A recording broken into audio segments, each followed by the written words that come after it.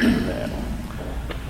To our meeting scheduled for May 26, 2020, 9 a.m. This morning I have asked Commissioner Gamble to do our invocation and our pledge. If everyone please stand. You bow your head. Dear Heavenly Father, we thank you for another day. We thank you for allowing us such a wonderful weekend as we celebrated Memorial Day and those that gave their lives to protect this country. Dear Heavenly Father, we just ask that you watch over this meeting, our first responders, and our military. We ask that you give us the wisdom and guidance to do your work. In Christ's name we pray. Amen. Amen. To the flag of the United States of America, to the republic for which it stands, one nation, under God, indivisible, with liberty and justice for all.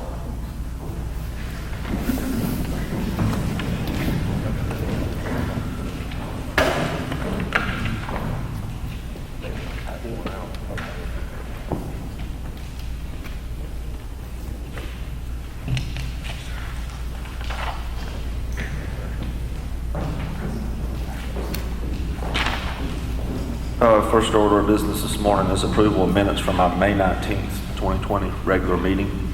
Do I have any questions or comments, or do I have a motion to approve? Move to approve.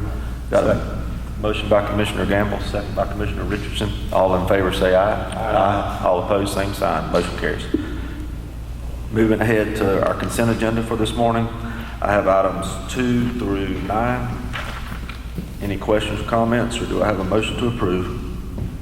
Motion approved. Got a motion by Commissioner Fleming, second by Commissioner Hale. All in favor say aye. Aye. All opposed, same sign. Motion carries. Thank you, gentlemen. At this time, I'd like to ask Mr. Kerry Walden to come forward and give us a short version. Good morning, Commissioners. Good morning. Welcome. Thank you. Real quickly, we reported out a case yesterday, which was case number 166. However, doing our contact tracing, and this morning as well, we're a few minutes late, we've been working with infection control. Apparently over the weekend, the infection control of the hospital wasn't working, so we've been on the phone this morning with them, but it looks like we'll be back to case 165, but case number 166 does not belong to Suwannee County, is not connected to Suwannee County. So that should take us back to 165, which is very encouraging. We had a very successful drive-through in Branford on Friday. We got there, got set up and started about 9:30 and went till noon, and we saw 124 folks, took 124 samples. So we were waiting for those results to come back in this week. So we were real pleased with the turnout down there so far. In all of our events in Suwannee County, we've sampled over 548 individuals. And to date, we have sampled 2,231 folks, of which 2,059 have been negative. So I'm real encouraged. That's approximately 5% of our population that we've been able to test. As far as our recovered data, this does not include the 18 deaths nor the 22 individuals that are currently under their 14-day quarantine period. We should have about 126 people that have recovered. The state has come up with a new summary where they do not count cases in long-term care facilities or correctional facilities. And for Suwannee County, staff and residents connected to a long-term care facility was 118 cases, and with the correctional facility is 1 case. If you remove that data, then we have 47 total cases that are not connected to a correctional facility or a long-term care facility. But those are new charts and data that the state has put out. Also, there is, through the State Emergency Operations Center, we are sending out infection control teams or infection control specialists to nursing facilities that have had a high case or have been a hot spot for COVID cases. We had a specialist in Suwannee Healthcare yesterday. They were there for several hours and was very, I just got the report 10 minutes before we left the office this morning, so I'm still going through all the information. But a few things I wanted to point out from his report. That was very promising. He says that he feels like the facility is on the upswing in recovery. Could not find any holes in documentation, training, or PPE. Said that he spoke with the staff. They appeared to be positive and in good spirits, and the residents that he spoke with were informed about the situation. So this is a very encouraging report coming from Suwannee Healthcare. And I do anticipate that we'll see some other infection control units here spot checking throughout the next several months. That's been a big push from the governor's office. I'll be glad to answer any questions that you might have. Thank you, Mr. Walden. Do I have any questions this morning? I don't have.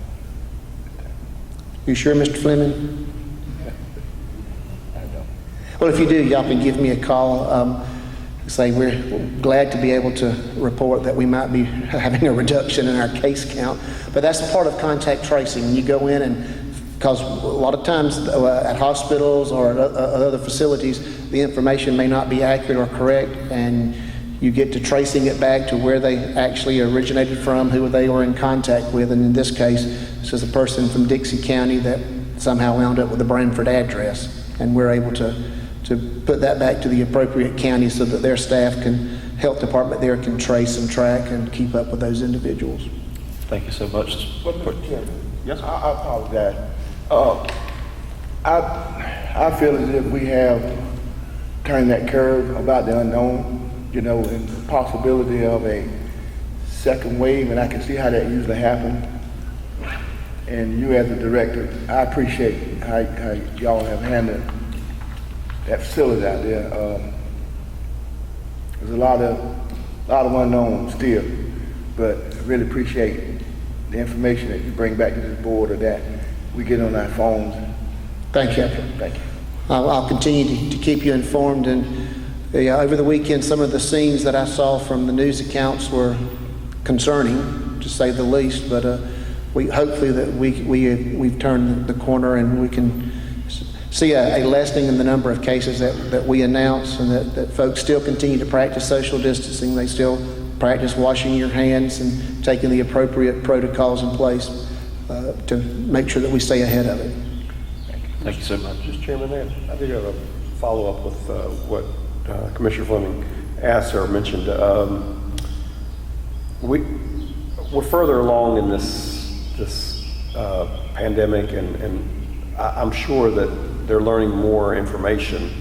Do we have any more answers to some of these questions that we haven't had answers to? Or what I'm seeing in the media, obviously, is still as much confusion as there was a month ago. So are we closer to understanding this pandemic or this virus any more? I've even heard that it's not even a virus, it's a bacteria.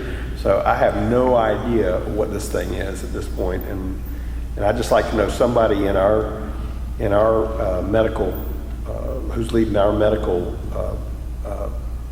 who's spearheading this thing, to give us some accurate information, so we don't have to depend upon media. Do you have any more information than we? I will provide you with as much accurate information as we are receiving it. There's still a lot of unknown about this virus, still a lot of unknown about the treatments and so forth. But right now, the protocol has been that we have tested to see if someone is in fact positive or negative with COVID. And again, the test that's provided is the nasal, if you're symptomatic, and throat, if you're not.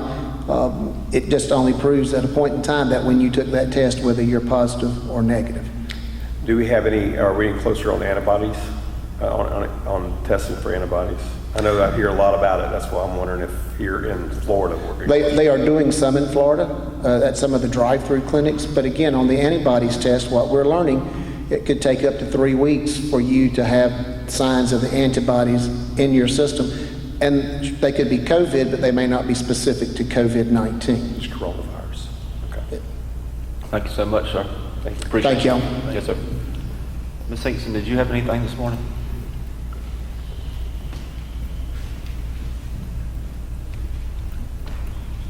Good morning and welcome. Welcome.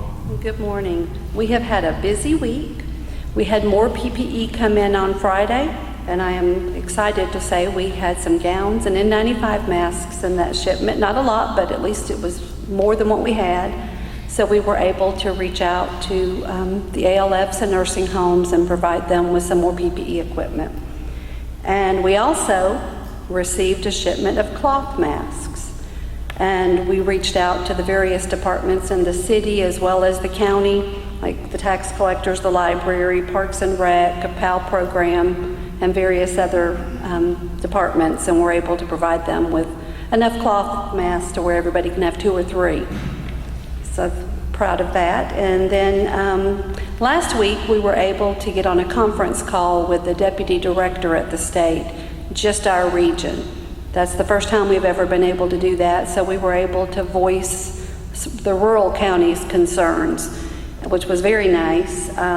We were able to let him know our concerns. Normally in the past, when FEMA comes in or we have a disaster, a FEMA representative comes in, sits with us, and walks us through the recovery process. That's not going to happen this time, and we're concerned that it may not happen going into hurricane season. So we've got someone, we requested someone from recovery come in, and that person should be coming in this week from the state to sit down with us and discuss some different opportunities that rural counties have. So that's exciting. And I'm also contacted the various departments that may be interested, can come and sit down as well and hear these things. And we continue to prepare for hurricane season and sheltering. And we, one thing that our department does is we go over the nursing homes and the ALFs, their disaster plans. They're required to have an alternate site should something happen and they have to evacuate.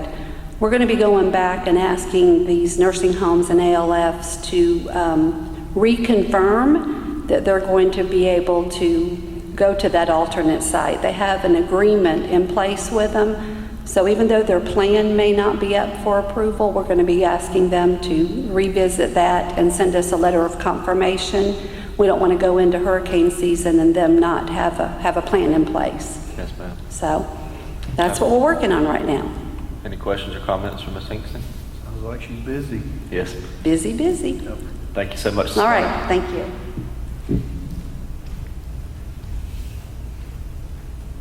At this time, County Administrator Mr. Harris, have an additional item here we need to discuss. Yes, sir. Mr. Chairman, Commissioners, in the Governor's executive order as it pertains to vacation and short-term rentals, he indicated that local governments could come up with a plan, send it to the Florida Department of Professional Regulation, Business and Professional Regulation, and allow them to agree or disagree with the plan. And if they send a letter of approval, then the short-term and vacation rentals can go ahead and open. So I put together for you a plan that simply mimics the other counties that have already been approved. For your consideration, if you approve this, then we'll go ahead and send the letter today, and hopefully we'll get a response back pretty quick.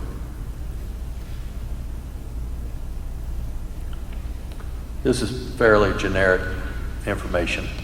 Yes. It isn't unlike everything that we've all seen from the beginning of this announcement of the pandemic. It's all about sanitizing, cleaning, wiping things down, informing those customers that would come in and rent those locations.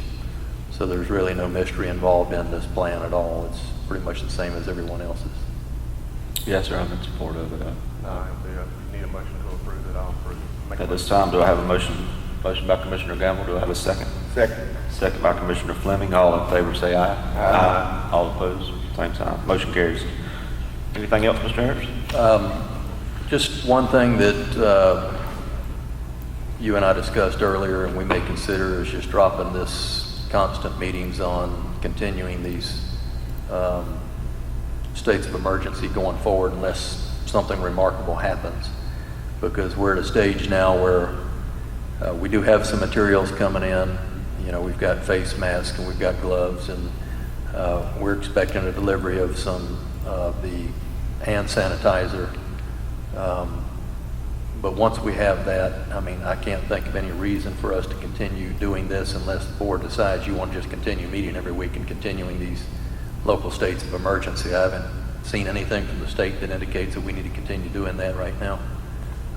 And I haven't heard anything that leads me to believe that we need to continue doing this. So you may want to consider that going forward, because otherwise we would consider just having our regular meeting. And our next meeting will be over the judicial annex. So that's what I'm anticipating going forward, unless the board has a different opinion on that. I'm in support of our regular schedule. I mean, as far as next week, we'll be back on our regular schedule. So, and that'll be at 6 p.m. Correct. So it'll be the first and third, Tuesday at 6. And When the 7 days runs out on the one we just approved, just let it go.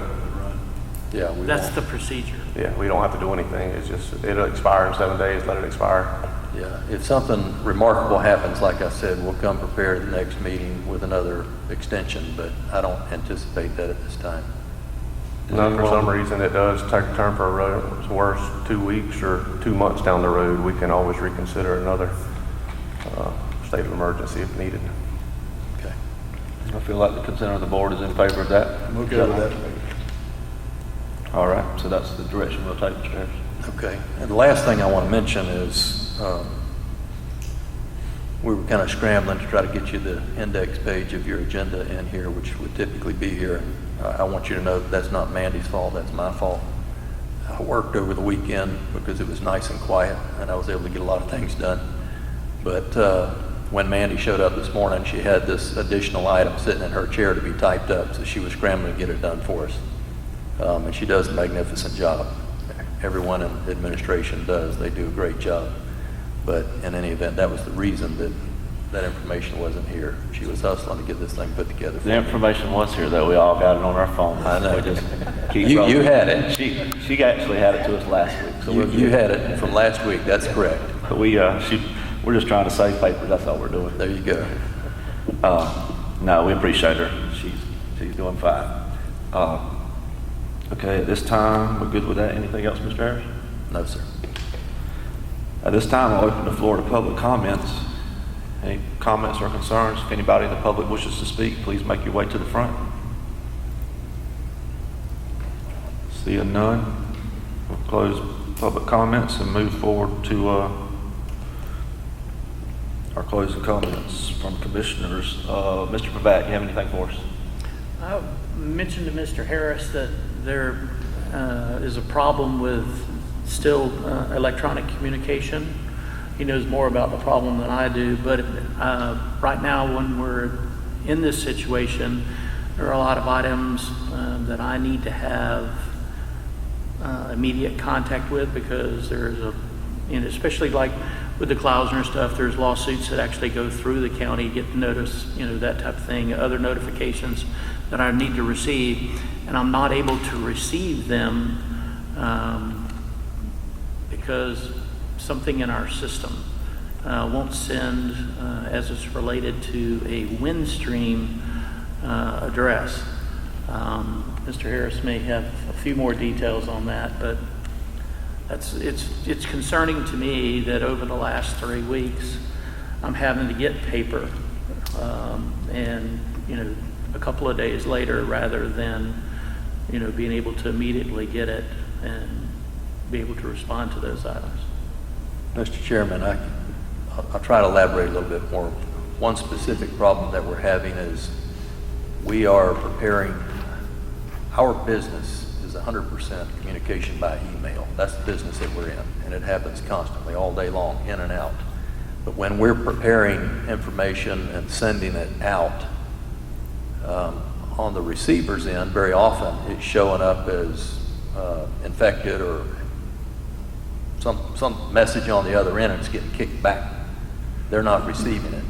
So then we get phone calls from people, or we're anticipating a response and we're not getting the response. And similar to a problem that we had, a year ago or more. But we don't know that they're not receiving, they're not opening until we start wondering why we haven't gotten a response back. So this is a problem. It appears that a lot of those email addresses, or the problem is associated with entities that have a Windstream email address. It's going to them, it's getting kicked back as infected, or spam or something of that nature. So there's a problem with that. Vance Baker is taken a look at it. Shannon and Charlie that work in administration are working on it. We're going to come up with a solution. I'm not sure if everyone's going to be on the same page on that solution, but we're going to fix this problem soon because we can't afford to be out of business like this or run these risks. And certainly it is affecting the county attorney as well, but it's affecting all of us right now. I had an email from Mr. Baker on Friday evening. I responded back. His approach today was to continue some testing, specifically with Mandy and Paula, because a lot of the information going from them is getting kicked back. And this is time-sensitive information. That's the urgency of this. So I've got Shannon and Charlie working on it in addition to Mr. Baker. And whoever comes up with the solution first is what we're going to be implementing, because we can't run the risk of waiting at this point. It's just a very serious matter for us. Mr. Harris, I've got a question. Is it the security screen that's in place that Mr. Baker has in place that's catching these things? I mean, is it just like overkill for stopping all our emails? I can't answer that question. I wish I could. I'm saying there's a fine line there to be able to do work and be able to also. I think that there are multiple theories on what the problem is right now. Now, I know without any doubt whatsoever that earlier on, a year ago or so, that was absolutely the problem. It may have been a year and a half ago, I can't remember now, but it was absolutely the problem. We had had some relief. They made some adjustments. They relaxed some security controls, and that helped us tremendously in administration because we simply weren't getting emails. This is a different situation in that a large percentage of the stuff that we're sending isn't getting to the recipient because it's being kicked back on their end. And we are working on it on our end. We've spoken to Shannon, called Windstream and talked to them about it. They're working on it as well, trying to figure out where this problem is. So all I have right now is some theories. We really don't have answers, but we're working on it. Another conversation that's been occurring in conjunction with this, and in fact it was just a coincidence, I guess. We were already speaking of having to depart from Gmail and come up with, begin working with a different system, which might help. But I'm not sure about that yet either. So right now, the problem's not our system blocking and putting stuff aside, it's the Windstream side. When we send it to Windstream, Windstream address is blocking it, or not letting it through, correct? I'm not sure.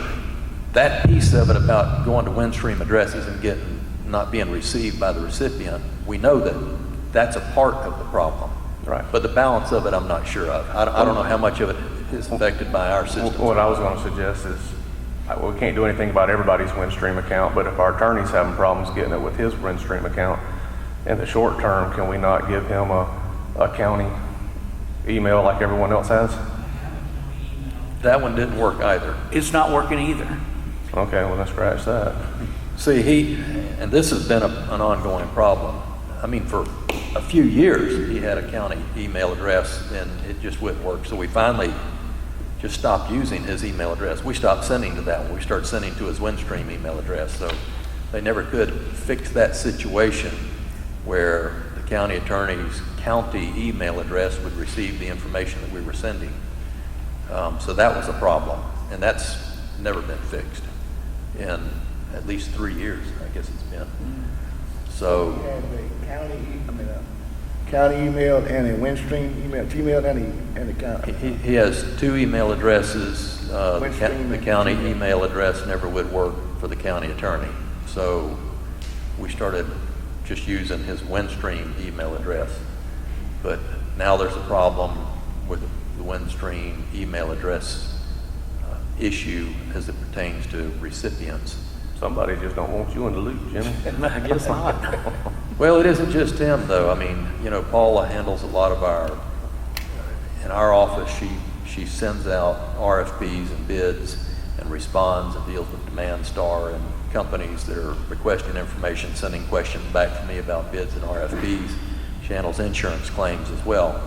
those types of things are time sensitive.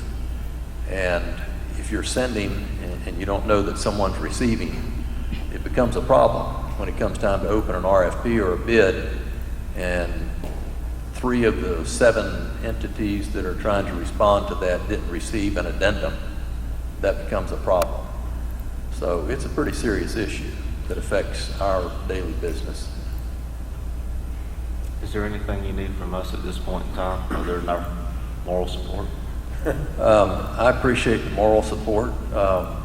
Right now, I just would say that if we find a solution in the near term, we're going to go ahead and execute that solution. We're not going to wait to come back into a board meeting because we have to be in business. If it's something that has a big price tag, then I'll call for a special meeting. But right now, we just have to get things straightened out so that we can continue business. Fair enough. Anything else, Mr. Harris? No, sir. Closing comments from Commissioner Richardson. I'll just say along the same lines of what he's talking about as far as Windstream is concerned, kind of different from what you're specifically talking about. Is I got some complaints this week from some folks that I had to redirect towards the state. Complaints on Windstream's downtime with a lot of kids being, and it could very well just be overloaded because people are on the internet with kids trying to take tests and then not being able to take the test because of being down. That they were wondering if we would be willing to send a letter or it would do any good either to the state or to Windstream to try to let them know that we need to have better services. Now, I'm just speaking out of what the concern that they have made, that they have made mention of. So I don't know what the best solution is because oftentimes infrastructure when it comes to phone services, communication services are state and federal regulated and we really don't have a lot to say about it. But we do have constituents in our county that are trying to deal with this, the effects of this pandemic and the limitations that they have. And with these kids at home, especially the seniors having to take their tests to get graduated, some of them are being postponed, especially homeschoolers are being postponed. I had a conversation with the same person about the library as well, along the lines of what Commissioner Gamble said last week. So, I mean, we've got some issues that are, I think, that are just part of the pandemic, and then we have some issues that we've had ongoing issues with Windstream in the past in our county. And I don't know where they are as a corporation. I don't know if they're in the, I know that they had filed bankruptcy or so a couple of years ago for reorganization. I don't know what happened with all of that, and I don't know how settled they are. But if we continue to have problems in our county, who do we reach out to see if we can't get a solution? Is there anyone? Is there any agency that we can reach out to?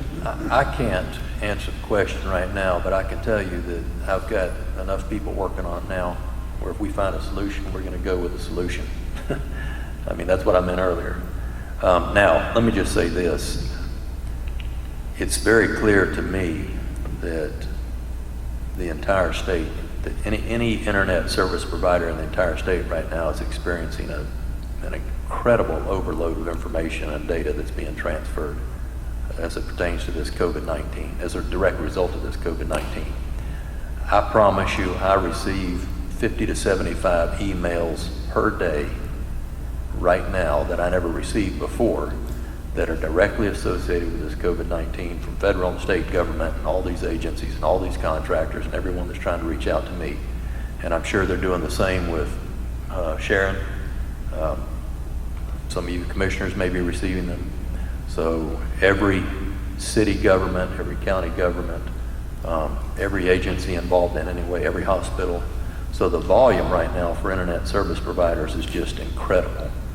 I have no idea if that's a part of the problem.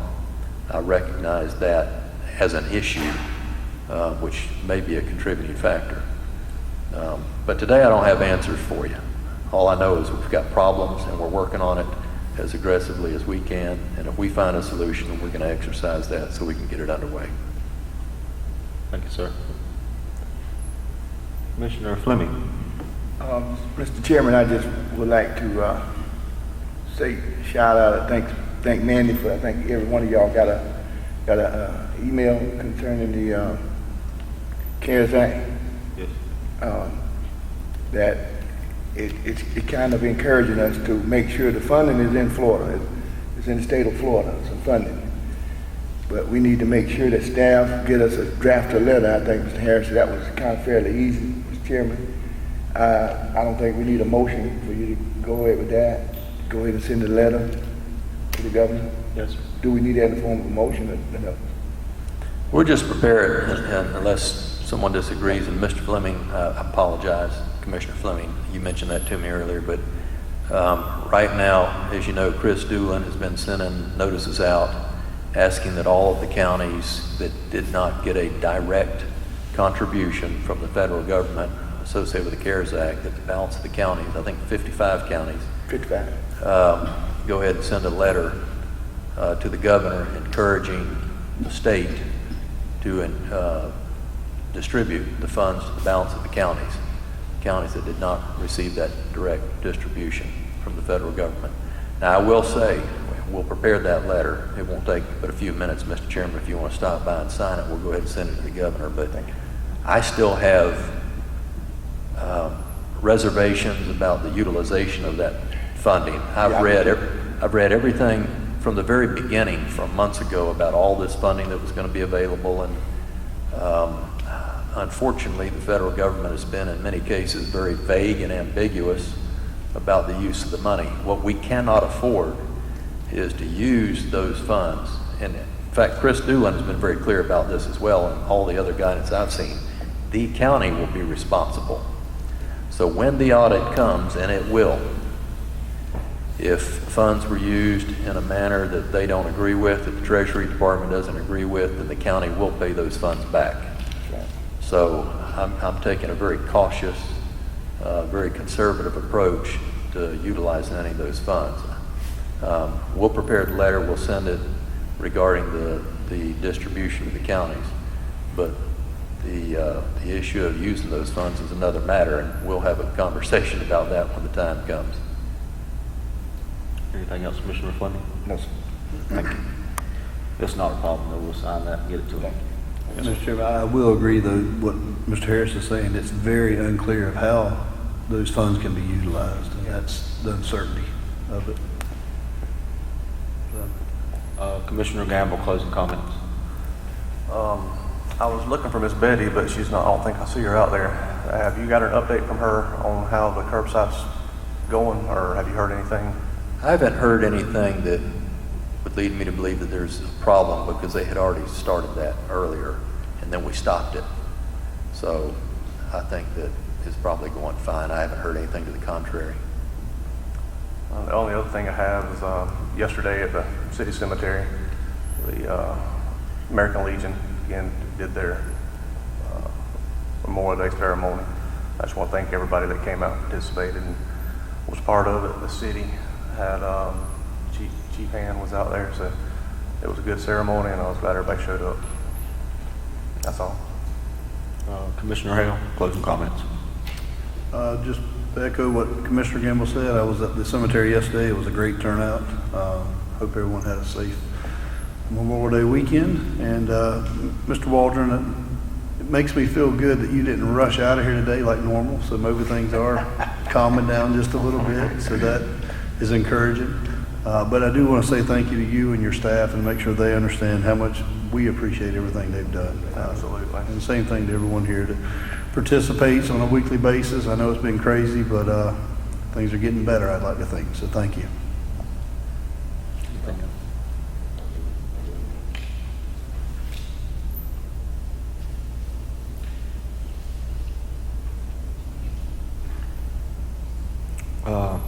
Is that all you have, Commissioner? That's it. Yes, sir. Okay, I'm sorry. I just like what everybody said. Memorial Day is a special time for us to remember, and show our gratitude and appreciation for those folks that have kept us free in this country and allow us to be able to continue to raise our families in a free nation, the greatest country in the world. Other than that, my quote for the day is, confidence comes not from always being right, but from not fearing to be wrong. Do I have a motion to adjourn? Second. Motion by Commissioner Richardson, a second by Commissioner Fleming and Commissioner Hale. All in favor say aye. Aye.